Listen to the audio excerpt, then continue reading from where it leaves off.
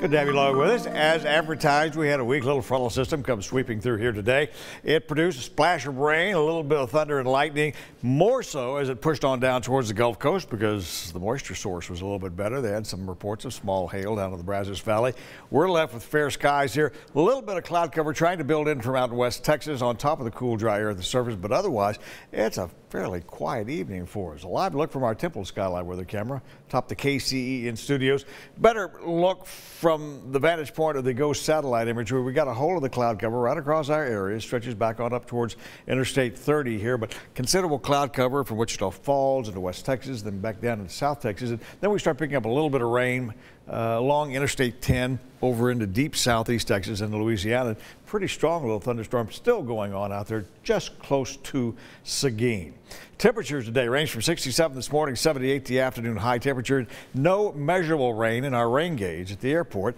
Now you're looking at readings in the mid 60s, and it certainly looks like with that north breeze coming in, we can look for lows tonight probably in the upper 30s to around 40 degrees. Right now you're at 67 degrees with winds very light out of the north. That's out at the airport right now.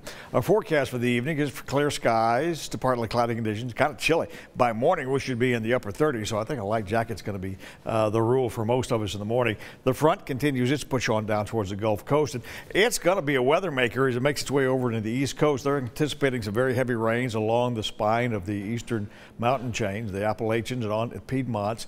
Some snow from about Chesapeake Bay on back up towards the Great Lakes region. Some very cold air. For us here, that ridge of high pressure builds in, scours out the atmosphere, and we're looking at some pretty nice weather for several days here without much of a break until maybe Friday night, Saturday, and that's only about a 20% chance of showers right now. It looks like the nice weather will continue not only this week, but into next week as well. Few clouds in the forecast for us, less humid for Election Day tomorrow. No weather reason to keep you from going to the polls. 37 the overnight low with a 71-degree afternoon high on Tuesday.